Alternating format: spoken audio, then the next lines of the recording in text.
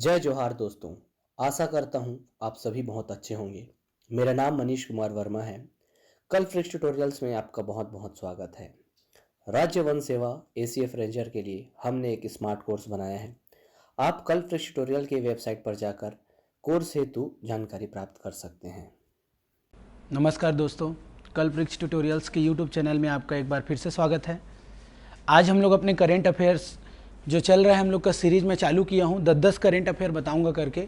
उसमें जुलाई एंडिंग जो है 25 तारीख से लेके 31 जुलाई तक का पूरा ये जो करेंट है जो महत्वपूर्ण है, आपके एग्ज़ाम के लिए क्वेश्चन बन सकते हैं, तो उसको मैं सारे यहाँ पे लिख दिया हूँ। ये टॉप 10 करेंट अफेयर्स है जो अभी एक वीक में जो भी घटना हुआ है उसका। तो हम लोग इसको बारी बारी से समझते हैं, ठीक है, कि इसमें क्या है कैसे है। आइए देखते हैं। पहला नंबर में लिखा है आपका, पहला नंबर देखिए लिखा हुआ है हज हाउस। देखिए अभी जो हज हाउस है, हज हाउस जो है इसका निर्माण नवा रायपुर अटल नगर जो है वहाँ पे किया जाएगा।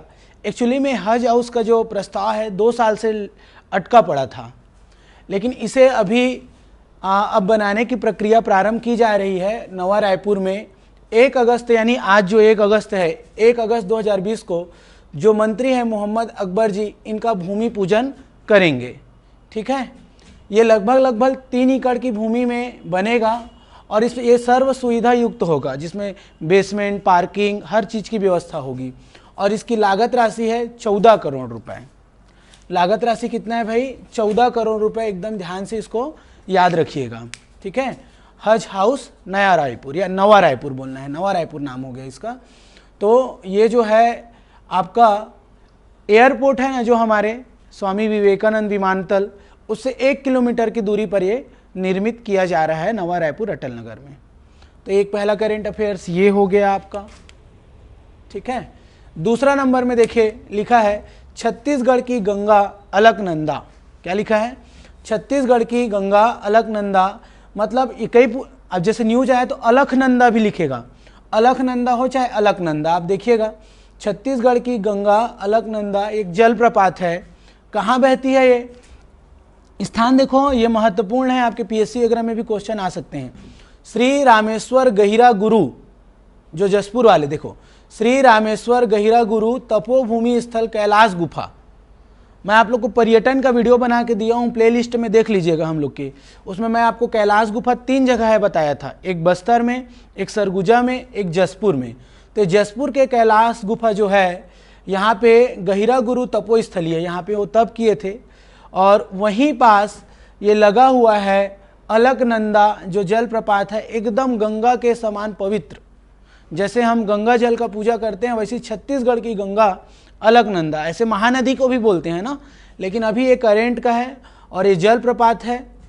संस्कार कर्म देखो, अभी लॉकडाउन चल रहा है, कोरोना काल है, तो आप देखेंगे कि सारी जो बिहार है, हम लोग का जो बॉर्डर है ऊपर में जसपुर से जो लगा हुआ है, बलरामपुर जसपुर बिहार, या फिर हम लोग झारखंड, वहाँ जा नहीं पा रहे हैं, तो जो लोग हैं स्थानीय लोग वहीं पे अपना संस्कार कर्म को संपन्न कर रहे हैं, ठीक है। और ये गंगा का जल जिस प्रकार से एकदम स्वच्छ रहता है, वर्षों तक खराब नहीं होता, वैसे ये भी है, क्योंकि ये इसमें एक ये मिलता है, ये जीवाणु को नष्ट कर, बैक्टीरियोफेज। क्या पाया जाता है? बैक्टीरियोफेज। जैसे गंगा के जल में देखोगे ऋषिकेश वाला क्षेत्र, हरिद्वार, इसका सैंपल लिया गया है वैज्ञानिकों द्वारा, तो उसमें सबसे शुद्ध क्वालिटी का गंगा जल ऋषिकेश। वैसे छत्तीसगढ़ की अलकनंदा में भी आपका ये जो जल है एकदम गंगा के समान, एकदम पवित्र, जो खराब नहीं होता, इसमें बैक्टीरियोफेज मिलता है। क्या मिलता है? बैक्टीरियोफेज। और ये जसपुर है, बगीचा वगीचा जो क्षेत्र है उससे लगा हुआ, तो ये दूसरा करेंट हो गया, ये जलप्रपात है। क्लियर? तीसरा नंबर देखो, दुर्ग का है, धमधा बिरझापुर नाम का एक गांव। अभी यहाँ उत्खनन का कार्य चल रहा है, तालाब की खुदाई हो रही है बिरझापुर धमधा दुर्ग में। तालाब का नाम है गोपाल तालाब। क्या नाम है? गोपाल तालाब। गोपाल तालाब में मिला है मध्यकालीन चांदी का सिक्का। मध्यकालीन चांदी का सिक्का अभी जो मिला है, और अंदाज़ा लगाया जा रहा है कि ये मध्यकालीन चांदी का सिक्का, इसको विभाग को भेजा गया है, आर्कियोलॉजिकल डिपार्टमेंट जो पुरातत्व विभाग होते हैं, तो ये अनुमान लगाया गया है कि ये मध्यकालीन चांदी का सिक्का है जो बिरझापुर धमधा दुर्ग के गोपाल तालाब के खुदाई के दौरान प्राप्त हुआ है। और इसके बारे में एक धमधा के लिए एक बात बोली जाती है कि प्राचीन काल में इसमें जो संख्या थी तालाबों की 6 कोरी 6 आगर, तो 6 कोरी 6 आगर की नगरी धमधा को कहते हैं। संख्या है 6 कोरी 6 आगर, प्राचीन काल में धमधा में तालाब थे तो इसको धमधा इसी नाम से फेमस भी है, 6 कोरी 6 आगर। ठीक है, आप इतिहास पढ़ेंगे मध्यकालीन इतिहास तो ये माप की इकाई में आपको मिलेंगे, कलचुरी शासनकाल वगैरह में आप देखोगे। अब देखो चौथा नंबर का जो करेंट है, ये तो 3 हो गए, चौथा देखिए महत्वाकांक्षी योजना केंद्र सरकार के द्वारा और उसमें शामिल है राज्य सरकार लोग भी, जो राम वनागमन पथ को डेवलप कर रहे हैं, विकसित कर रहे हैं। तो इसी क्रम में आपको 2 मिलेगा आज के करेंट में, एक यहाँ पे और एक यहाँ 6वें नंबर पे। तो पहले चौथा नंबर को समझते हैं हम लोग। देखो ये जो राम वनागमन पथ है, क्या है, राम वनागमन पथ दंतेवाड़ा के 8 स्थलों को, दंतेवाड़ा के 8 स्थलों को पर्यटन केंद्र के रूप में विकसित किया जाएगा। राम वनागमन मार्ग या पथ के तहत दंतेवाड़ा के 8 पर्यटन स्थल, मतलब जगह है 8, उसको पर्यटन स्थल के रूप में क्या किया जाएगा, विकसित किया जाएगा। ये 8 के नाम कौन कौन से हैं देख लीजिए आप। ठीक है, एक बार ओरली पढ़ लीजिए। सातधार जगह है, मुचनार है, छिंदनार है, गमावाड़ा है, दंतेवाड़ा है, गीदम है, नागफनी है, बारसूर है। देखो धार नार नार है ना, सातधार, मुचनार, छिंदनार, वाड़ा, गमवाड़ा, दंतेवाड़ा, गीदम, नागफनी और बारसूर। गीदम, नागफनी और बारसूर, ये तो आप सुने होंगे। जैसे क्यों, क्या, किस लिए इसको किया जा रहा है, तो ये डायरेक्ट जो है राम जी जब वनवास के लिए आए थे तो दंडक क्षेत्र में रुके थे, दंडकारण्य वाले क्षेत्र में, तब वहाँ पे इनका प्रवास रहा है, कुछ न कुछ गतिविधि उनके द्वारा यहाँ पास किया गया और राम भगवान से डायरेक्ट जो है, राम लक्ष्मण सीता माता से डायरेक्ट कनेक्टेड है जगह, इसलिए इन जगह को पर्यटन केंद्र के रूप में विकसित किया जा रहा है। जैसे कि नागफनी, यहाँ नाग की पूजा, नाग मंदिर है, रामायणकालीन स्थल है। गीदम में गिद्ध के रूप में जटायु का वर्णन है। वैसे सातनार में सीता लक्ष्मण की कहानी है। ऐसे करके आप देखोगे तो ये यहाँ पे कई जगह भगवान लोग का स्वागत किए गए हैं वहाँ की स्थानीय लोगों के द्वारा। तो ये 8 जगह जो है राम वनागमन पथ से संबंधित है और अभी राज्य सरकार इसको, इस 8 स्थल को पर्यटन केंद्र के रूप में क्या करेगी, विकसित करेगी। 3 नार है, 2 वाड़ा है, गीदम, नागफनी और बारसूर है, 8 टोटल। क्लियर। 5वां नंबर का करेंट अफेयर्स देखिए छत्तीसगढ़ का। देश का प्रथम health and wellness centre, window, यहाँ पे विंडो सेवा की शुरुआत की जा रही है। देश का प्रथम, महत्वपूर्ण क्या है इसमें, ये वाला लाइन, क्या बोल रहा हूं मैं, कि देश का प्रथम, ध्यान से समझिए, देश का प्रथम health and wellness centre Dhamtari, ये जो है आयुष्मान भारत योजना अंतर्गत चल रहा है। भारत सरकार की एक महत्वाकांक्षी योजना है आयुष्मान भारत, है ना, स्वास्थ्य विभाग की तरफ से जारी किया गया बहुत बड़ा योजना। इसी के तहत देश का प्रथम health and wellness centre Dhamtari में देश का पहला है, प्रारंभ किया जा रहा है। ठीक है, विंडो यानी खिड़की, तो उसी खिड़की के माध्यम से सभी सुविधाओं को उपलब्ध कराया जाएगा। इसमें जैसे अभी कोरोना के दौरान मरीजों के लिए बहुत सारे फैसिलिटीज़, है ना, ट्रांसफ़र करने के लिए इधर उधर, मतलब उसको मॉनिटरिंग करने के लिए, ये सब इसमें आपको सहायता प्रदान करेगा हमारे स्वास्थ्य विभाग को। तो देश का प्रथम health and wellness centre Dhamtari, ये याद रखिएगा भाई, महत्वपूर्ण है ये धमतरी वाला। ठीक है, इसके अलावा 6वां नंबर का करेंट अफेयर्स देखिए, राम वनागमन पथ से ही संबंधित है। ये जगह है चंद्रखुरी, रायपुर। चंद्रखुरी कहाँ है, रायपुर। ये राम भगवान के ननिहाल है, नानी गांव, क्योंकि यहाँ पे माता कौशल्या का भव्य मंदिर बनाया जाएगा। नोट डाउन कर लेगा, यहाँ नहीं लिखा हूं मैं।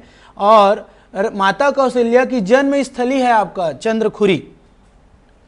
तो अभी राम वनागमन पथ के तहत ये चिन्हांकित है और राम मंदिर, राम भगवान के ननिहाल है, कण कण में बसे हैं राम भगवान। ऐसे यहाँ पे भी मुख्यमंत्री जो है भूपेश बघेल जी द्वारा सपरिवार भ्रमण किया गया है, जायजा लिया गया है। बहुत ही अच्छे तरीके से भव्य मंदिर का निर्माण वहाँ पे किया जाएगा। जैसे केंद्र स्तर पर राम भगवान की मंदिर बनने की प्रक्रिया प्रारंभ हो रही है, वैसे यहाँ पास कौशल्या माता मंदिर, तो ननिहाल है ये। इसकी लागत है 15 करोड़ रुपए। 15 करोड़ रुपए खर्च कर राज्य सरकार यहाँ पे भव्य मंदिर और सौंदर्यीकरण कर रहे हैं। यहाँ पे इसको बहुत अच्छे से बनाने का भी जो है प्रक्रिया प्रारंभ किया जा रहा है। तो एक हो गया राम वनागमन पथ ये वाला। 7वां नंबर देखिए, छत्तीसगढ़ी लोक रामायण, रामायण नहीं रामायण है, रामायण लेकिन छत्तीसगढ़ी में रामायण, ठीक है। छत्तीसगढ़ी लोक रामायण, इसका अनुवाद है छत्तीसगढ़ी में किए हैं गणेश राम राजपूत। एक प्राचार्य हैं, ये शिक्षक हैं, ये छुरी क्षेत्र है जहाँ तक, ठीक है। तो छत्तीसगढ़ी लोक रामायण का पूरा अनुवाद छत्तीसगढ़ी में सालों से करते आ रहे हैं और अनुवाद किए हैं गणेश राम राजपूत जी। 352 पृष्ठ में है। कितने पृष्ठ में है? 352 पृष्ठ में है। और इसको राजभाषा आयोग द्वारा, छत्तीसगढ़ के राजभाषा आयोग द्वारा प्रकाशित भी किया गया अभी हाल ही में। तो छत्तीसगढ़ी लोक रामायण, अनुवादक है गणेश राम राजपूत और 352 पृष्ठ का है। राजभाषा आयोग द्वारा इसे प्रकाशित किया गया है। और याद रखिएगा, इन्हें 2017 में भी, ये जो व्यक्ति है गणेश राम राजपूत, इनको 2017 में छत्तीसगढ़ रत्न पुरस्कार भी दिया गया है, ठीक है।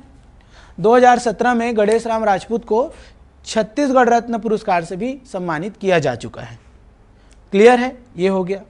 8वां नंबर देखिए, गौ अभ्यारण्य की शुरुआत।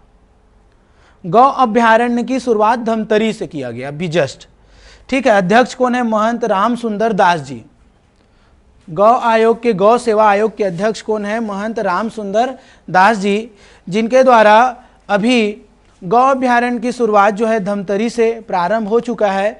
और इस योजना के तहत प्रदेश के सभी जिलों में गौ अभ्यारण्य बनाया जाएगा। 28 के 28 जिलों में, प्रदेश के सभी जिलों में गौ अभ्यारण्य जो है बनाया जाएगा। उचित व्यवस्था होगी उनके लिए, है ना, मतलब गाय के लिए। तो गौ अभ्यारण्य जो है आपका याद रखना है, अभी धमतरी से शुरुआत की गई है। और नोट करके लिख सकते हो, छत्तीसगढ़ का पहला गौ अभ्यारण्य बेमेतरा में है। लेकिन इसके अलावा ये अब जो है पूरे हर जिलों में इसको बनाया जाएगा। ये 8 नंबर का करेंट हुआ। 9वें नंबर का करेंट अफेयर्स देखिए इधर, खेलो इंडिया जो भारत सरकार के द्वारा जारी किया गया है, मिनी ट्रेनिंग सेंटर जगह जगह देश में खुल रहा है। इसके लिए खेलो इंडिया का मिनी सेंटर छत्तीसगढ़ के दुर्ग में ओपन होगा। खेलो इंडिया मिनी सेंटर जो ट्रेनिंग सेंटर है उसका, वो दुर्ग में, लगभग दुर्ग के 2-3 जगहों को चिन्हांकित कर वहाँ पे मिनी ट्रेनिंग सेंटर, लघु केंद्र बोल सकते हो, इसको ओपन किया जा रहा है। क्यों? तो देखिए, खिलाड़ियों की बेहतर सुविधा, यानी खिलाड़ियों को बेहतर सुविधा प्रदान करने के लिए, अच्छे से अच्छा सुविधा प्रदान करने के लिए ये मिनी ट्रेनिंग सेंटर जो है ओपन किया जा रहा है, और छत्तीसगढ़ के दुर्ग वाले क्षेत्र, ठीक है। 10वां नंबर और अंतिम करंट अफेयर आज का आपका, माटी कला बोर्ड, क्या बोल रहा हूं, माटी कला बोर्ड के बर्तनों का ऑनलाइन विपणन, या उसको बेचा जा रहा है ऑनलाइन। छत्तीसगढ़ में माटी कला बोर्ड के बर्तनों, जो बहुत प्रकार के कलाकृति है, डिज़ाइन है, उनको ऑनलाइन उसको बेचा जा रहा है। अपने 2 बड़े मतलब ऑनलाइन साइट है फ्लिपकार्ट और अमेजॉन, ठीक है। फ्लिपकार्ट और अमेजॉन में इनका सेल किया जा रहा है। और अभी जो हमारे गुरु रुद्र कुमार जी हैं, ग्रामीण उद्योग मंत्री हैं, इनके द्वारा ये योजना या फिर इन बर्तनों को बेचने के लिए एक मतलब पहल किया गया है, जिससे कि जो स्थानीय कलाकार हैं हमारे, ये माटी कला बोर्ड से जुड़े हुए लोग जो शिल्पकार हैं, उनको अच्छी आजीविका प्रदान हो सके। इस प्रकार ये छत्तीसगढ़ का टॉप 10 करेंट अफेयर्स था इस वीक का। नेक्स्ट करेंट अफेयर्स के साथ फिर मिलेंगे। अभी के लिए इतना ही रखते हैं। Thank you.